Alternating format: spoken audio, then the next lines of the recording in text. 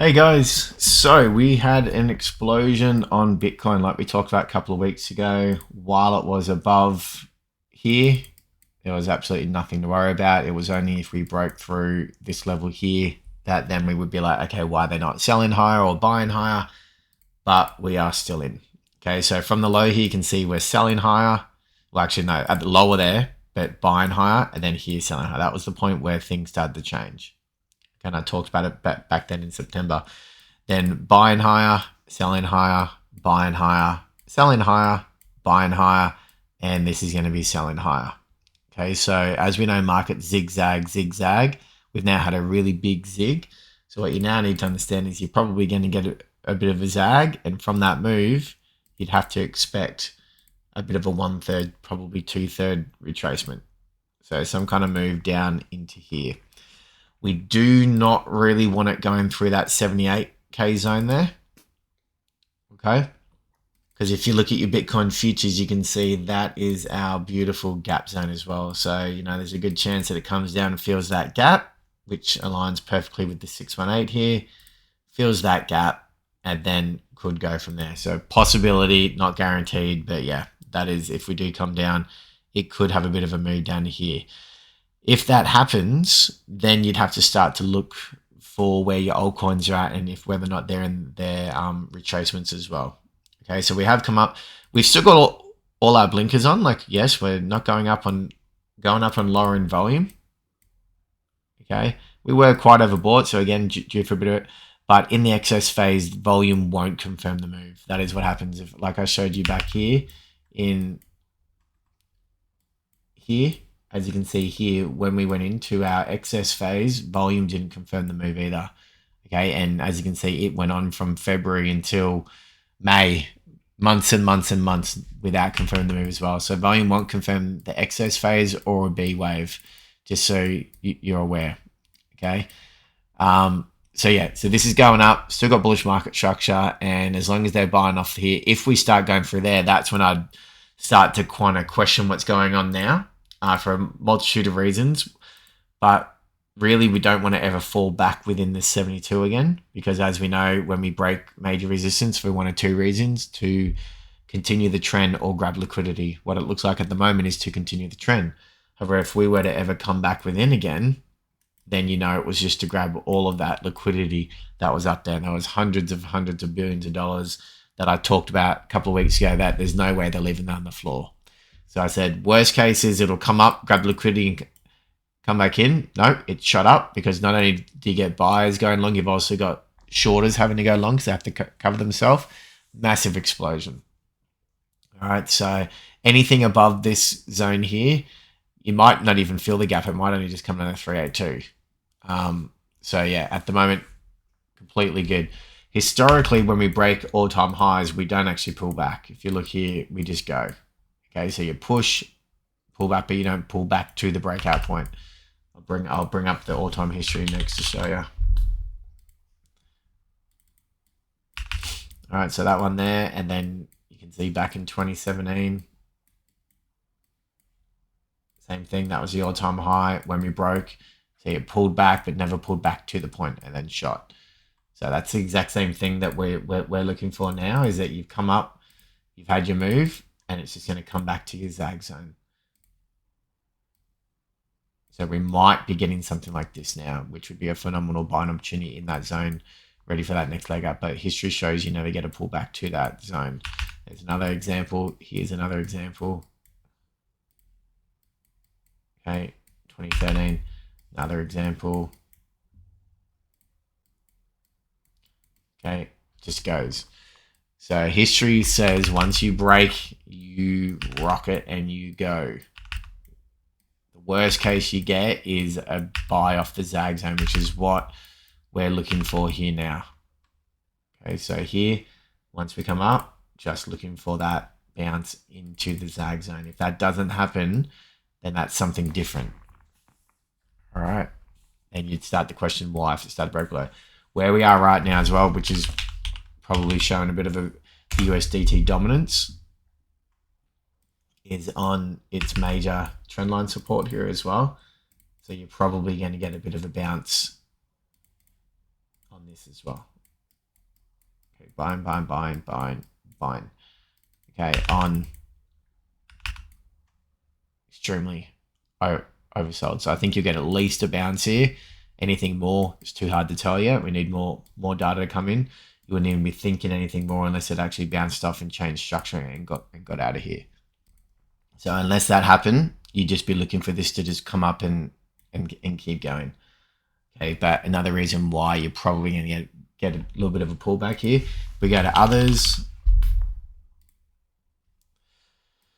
Okay, others hit the this is something I posted to my students when we're here. I say, guys, we're at major resistance now on extreme greed, probably going to get a pullback. We've got it.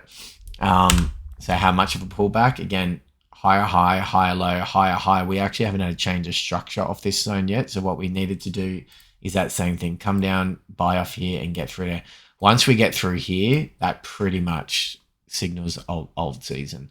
So things are looking really good. We've got bullish market structure here. We just need this last move. So it's a really powerful zig. We need it to turn into a zag here. So we need these old sellers here to become buyers. We don't want it falling back through here. And then if we pivot off there and get through, you beauty, things will look really good then. Okay, so at the moment, this could still be a zag, zig, zag. Okay, it could just be a WX, YXZ, and then we roll over, just so you're aware. Okay, so it's not time to sell your house and go all in yet. It will be once we get above there. Others dominant, same thing. Like I talked about the other week. So same thing. I said it was going to reject, looking for the pullback. So this hasn't changed bullish market structure yet either. So we're waiting for this to come up and get up through there, and then ultimately get up through there as well. Okay, so we haven't changed market structure on this yet to signal also that we're in old season as well. At the moment, this is still in a downtrend. Lower low, lower high, lower low, lower high, lower low. Okay, so nothing to signal the actual alt season yet, although there were too many signals to ignore. So I've got, as I said, I've got all my spot positions from once Trump was in, it was a no-brainer. Load up all my spot, all my leverage. I took all the leverage trades off 2 days ago, like I said. But the spots I'm still holding. I'm still holding until structure changes. But I know that I still have to be careful because I know we're not actually in alt season yet. I know everyone's calling it and that we are, but we're not. Because the charts we're looking for are others to break up, hasn't. Others dominance to break up, hasn't. Bitcoin dominance hasn't broken down. See, all I did was pull back and now we've made a new high. So while this is still bullish, we're not in alt season. Okay, so another thing just to prove that we're not officially like that sit back, relax, we can make money for ages yet. For those that don't know how this works, Bitcoin dominance is showing you here when this is increasing, which is what it's been doing since here, September 2022. If you look at alts, it's not good. Okay, and as you see, this is in bullish market structure still.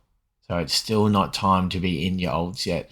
When this decreases, that's when then, yeah, you get your old season. And that's this. This is your old season. Okay, this here is your old season. So we're still waiting for that to confirm the old season, which is when you just sit back and literally, this is where anyone's a genius and everyone makes money and you could throw a dart on a dartboard and everything's cruising. But none of the charts have actually turned around and told us that we're in old season yet. Yes, it could be the beginning. That's what I keep emphasizing. There's a lot of good signals that it could be coming and that it could be the beginning.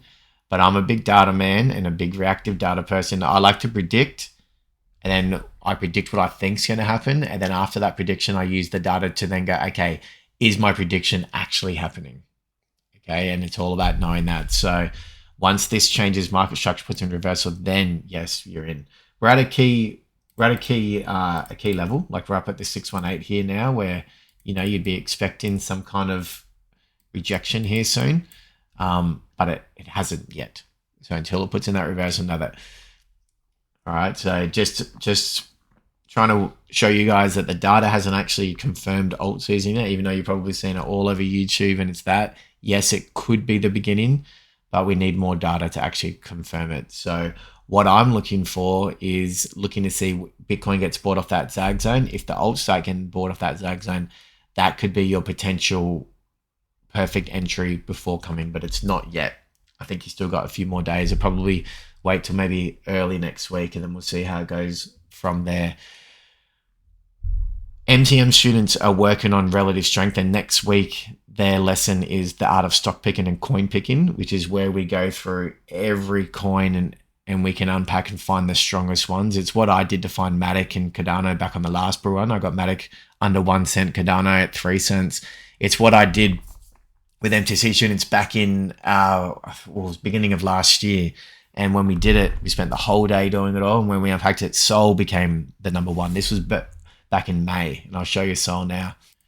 So this was back in May last year, which was here. Okay, and Sol was showing the most strength against all other coins. And if you look, Sol has massively outperformed during that period compared to not only Bitcoin, but all other altcoins. Well, not all, but majority of others. We didn't do every single coin, but from the big boys in the top 50, Sol was the one that stood out the most. And as you see, outperformer. So that is what I'm going to be doing with a team of 60 people next week. We're going to be going through identifying what are the ones that are showing relative strength, what are the ones that are showing just show outperformance against everything else. Then we can put that down into like a top 10 list, because there's no point being in everything, because then you're going to find underperformers like a lot of people that had XRP last cycle. You know, it may have 3x or 4x, but completely different to Matic doing 100x. So you always want to be in the best of the best. So going to spend the whole week going through it next week. That should hopefully align with a bit more data, knowing whether or not the altcoin cycle's here. And if it is, boom, we'll know what the strongest ones are to then load up and write it out for the cycle. So just wanted to share that with you guys and see how the data from there. But right now, expect a little bit of a pullback, and then we'll kind of see if the buy starts stepping in. And if all those key charts start to break up, then we can confirm it from there. All right, guys. So I hope that video helps. Take care and be careful out there. Take care, everyone.